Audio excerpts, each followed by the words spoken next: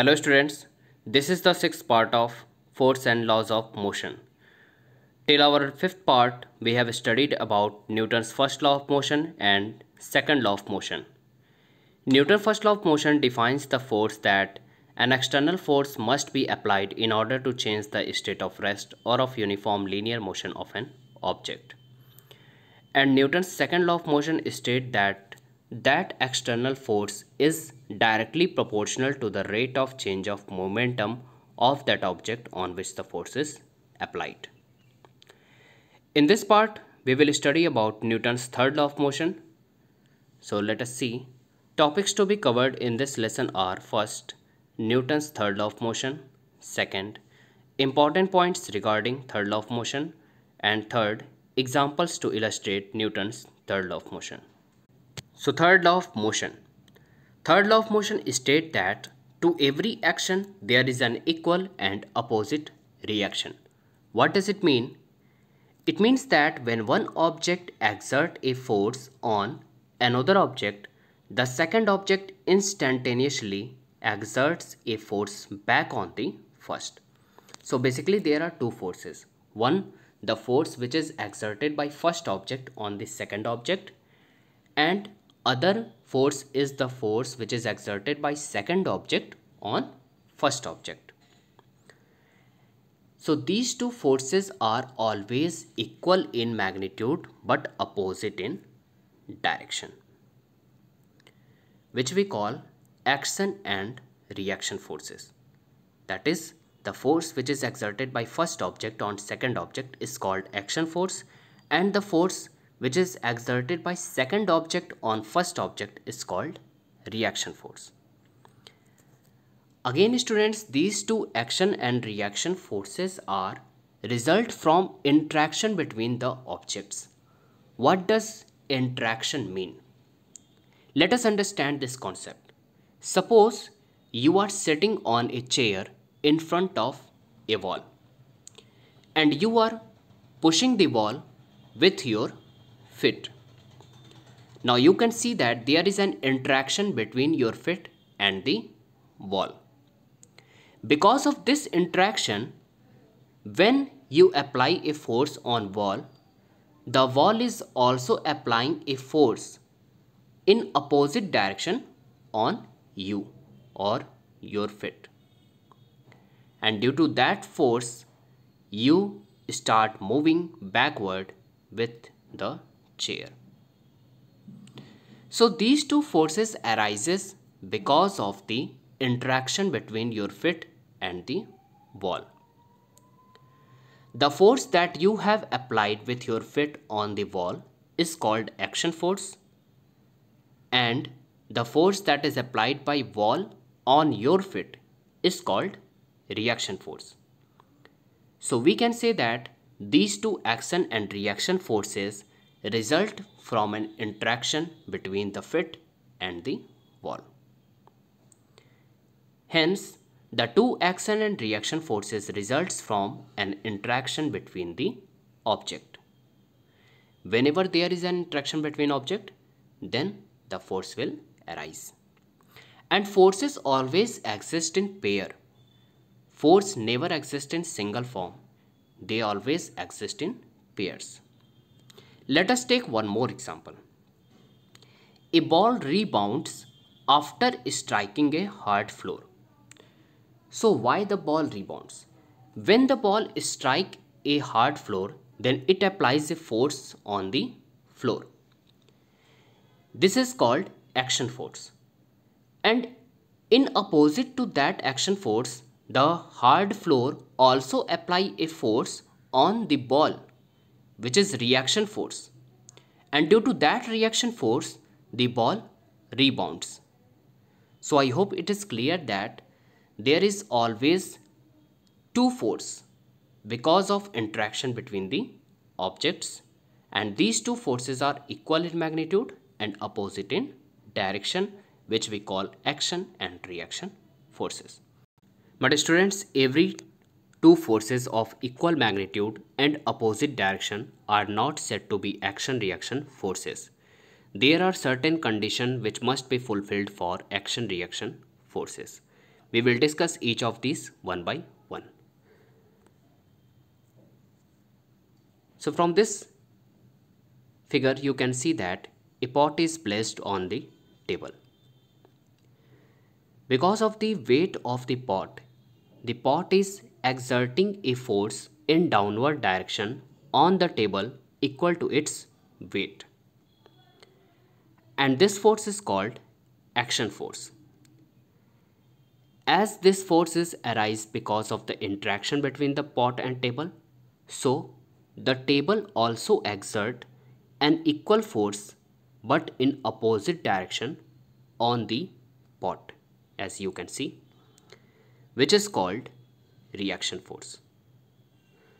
So we can say that whenever two objects interact, then forces exerted by any one object on the other may be called action force.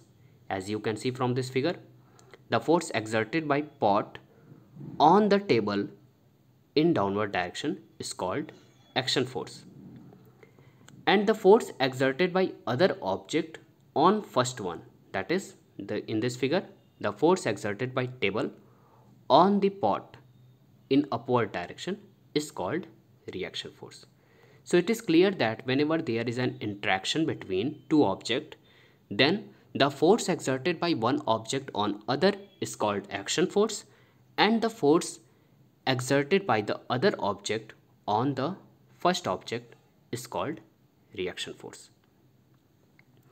Now from this figure you can also conclude that the action force is acting on this table, but the reaction force is acting on the pot.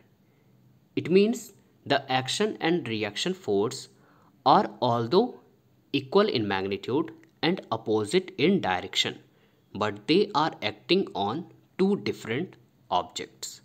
So we can say the action and reaction forces always act on two different objects.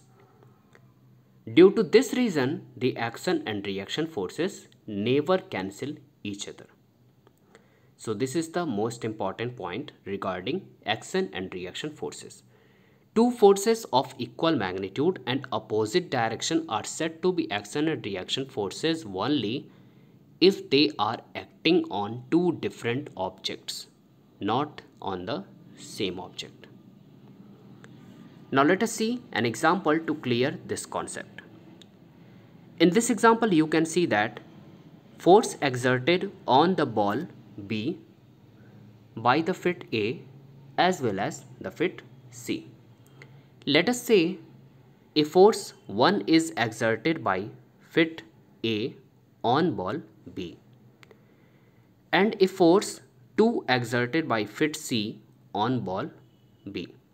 So we can write 1 is the force which is exerted by fit A on ball B, and 2 is the force which is exerted by fit C on ball B.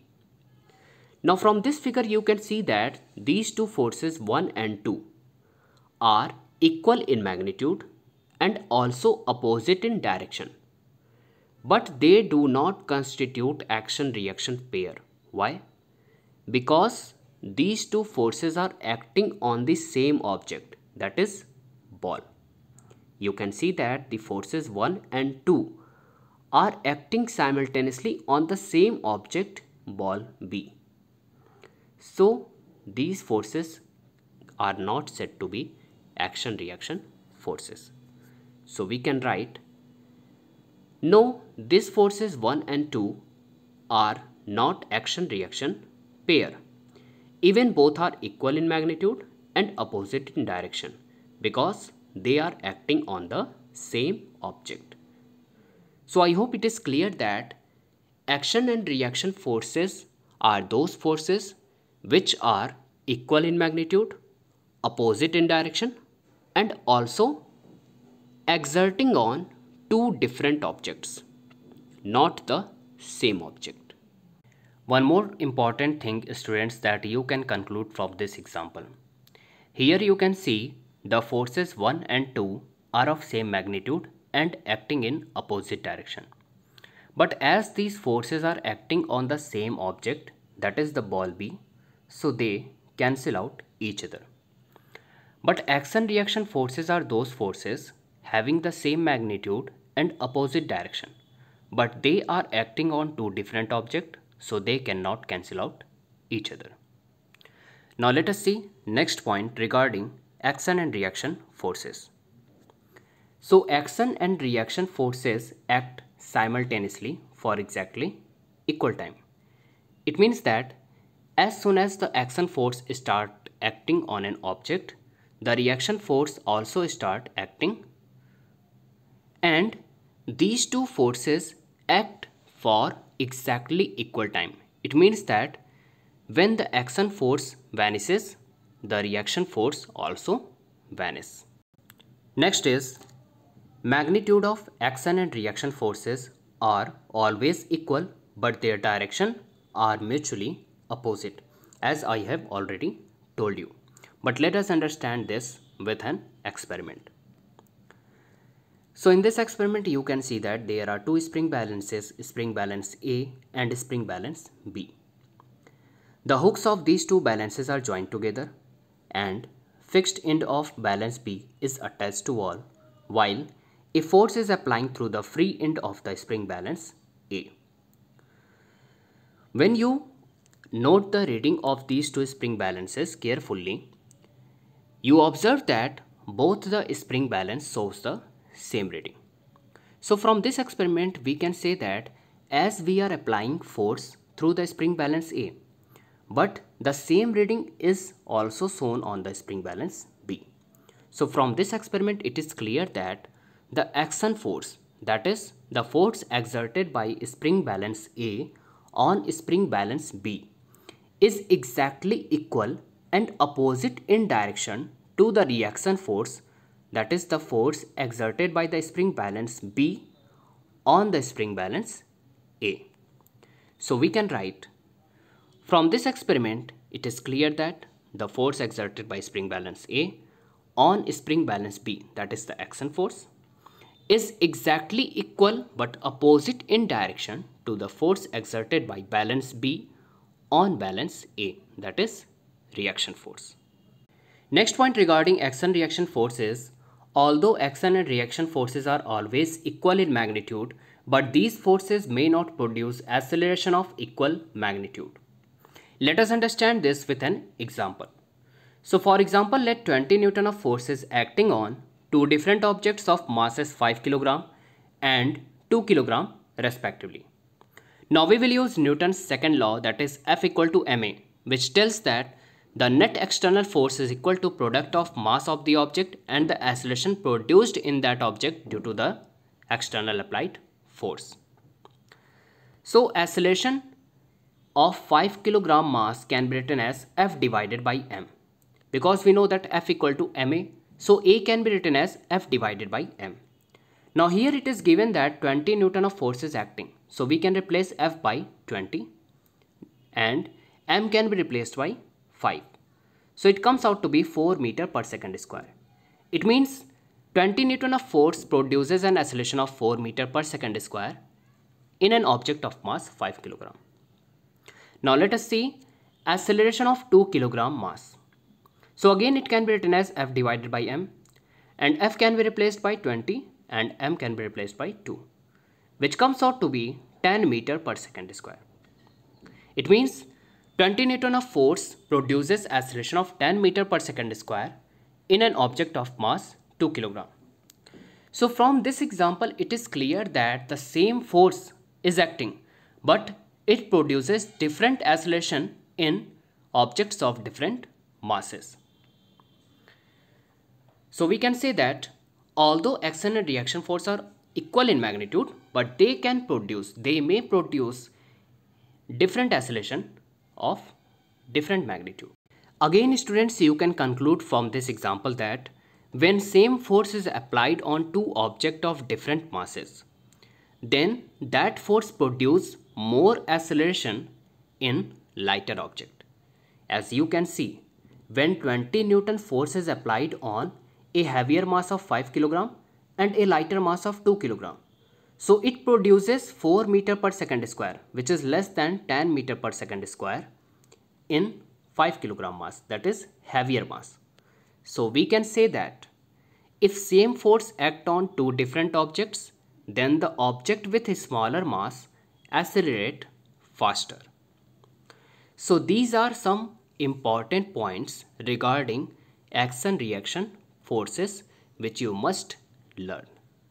So if we want to summarize some points regarding action and reaction forces, then we can say, first, action-reaction forces are of equal magnitude which act in opposite direction.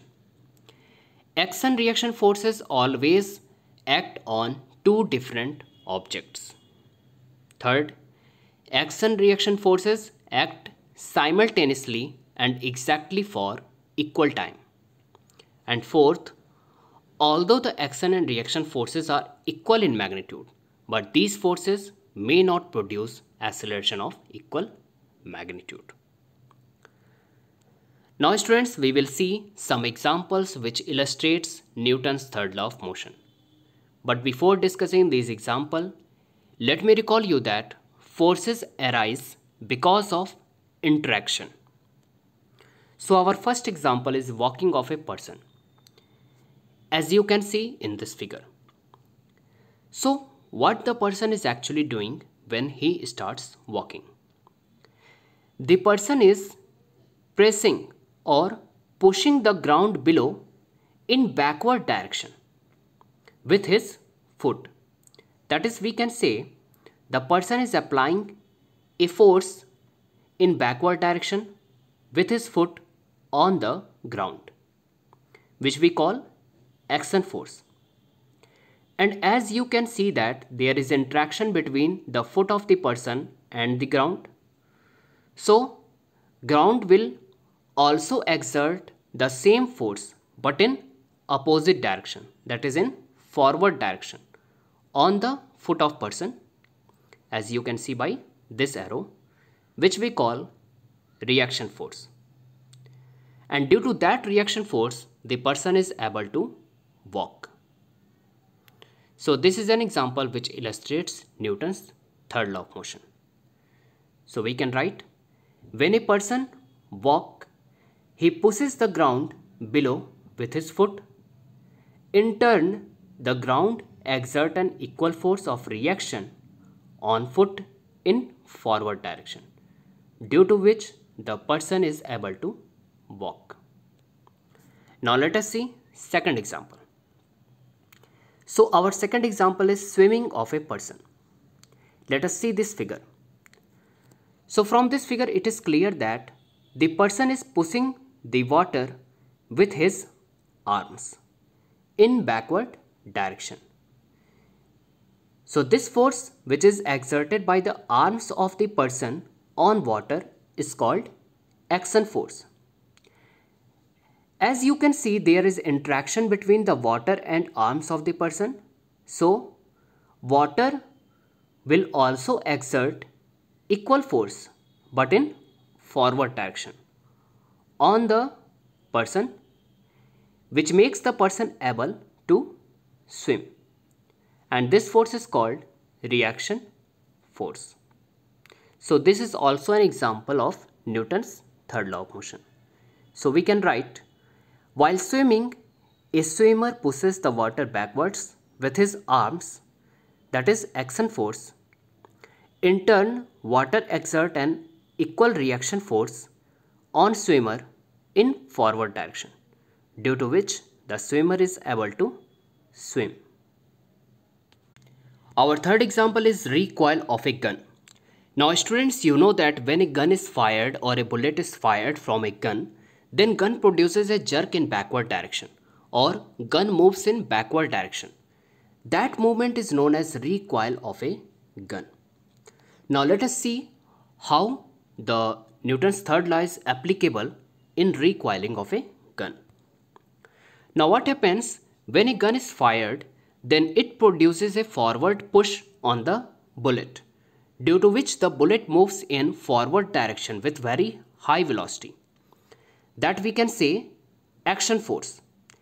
And due to that action force, the bullet also exert an equal force but in opposite direction on the gun, which we call reaction force. And due to this reaction force, the gun recoils in backward direction. Also, we can observe from this example that the backward acceleration of the gun is very small while the forward acceleration of the bullet is very large. Even same force is acting on them. So why this is happening? Because the mass of bullet is very small and the mass of gun is very large as compared to bullet. So due to this difference in their masses, the acceleration produced by the same force will also be different. And that's why the backward acceleration of gun is very small as compared to the forward acceleration of bullet. So it is advised that the shooter should hold the gun with his shoulder tightly in order to avoid the jerk produced by gun. Because when he should hold the gun tightly with his shoulder, then the gun along with his shoulder increase the whole mass, and if the mass increased, then the acceleration will decreased further.